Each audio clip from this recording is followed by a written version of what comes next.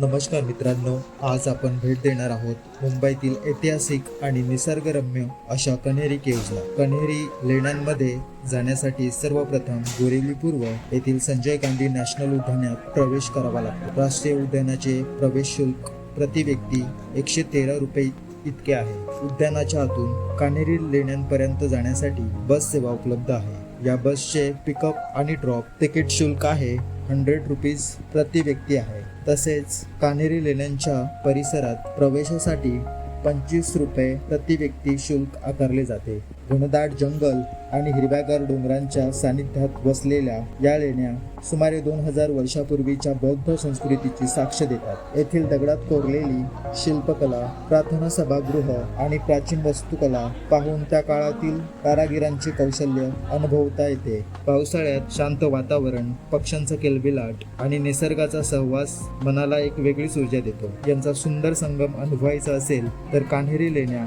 हे ठिकाण नक्कीच आपल्या प्रवासाच्या यादीत असायला हवे. इथे एकूण 109 गुफा आहेत, ज्या एका काळात भिक्षूंचं जीवन, त्यांचं शिक्षण आणि ध्यान यासाठी वापरल्या जायच्या. लेण्यांमध्ये फक्त दगड नाही तर आहे ज्ञानाचा प्रवास आणि शांततेचा अनुभव. इथली सर्वात खास गोष्ट म्हणजे दगडात कोरलेली पाण्याची व्यवस्था, पावसाचं पाणी साठवण्यासाठी केलेले मार्ग आणि भिक्षूंसाठी तयार केलेली जलकुंड. हे सगळं आजही आश्चर्यचकित करतं. कण्हेरी लेणी फक्त एक पर्यटन स्थळ नाही, तर ती आहे शांतता, साधना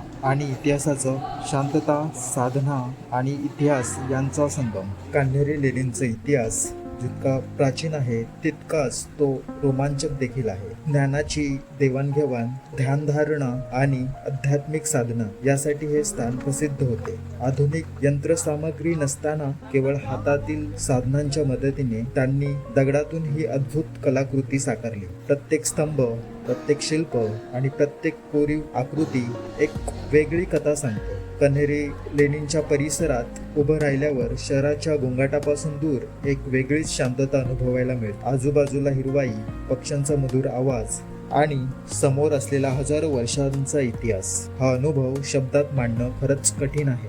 आजही हजारो पर्यटक, इतिहासप्रेमी आणि छायाचित्रकार या ठिकाणाला भेट देतात, कारण कण्हेरी लेणी ही फक्त ऐतिहासिक वास्तू नाही, तर ती आपल्या समृद्ध वारसाची, प्राचीन ज्ञानाची आणि भारतीय संस्कृतीच्या वैभवाची जिवंत साक्ष आहे. तुम्हाला हा व्हिडिओ आवडला असेल तर लाईक, शेअर आणि चॅनलला सबस्क्राईब करायला विसरू नका. पुन्हा भेटूया अशाच एक सुंदर ठिकाणासोबत. जय महाराष्ट्र.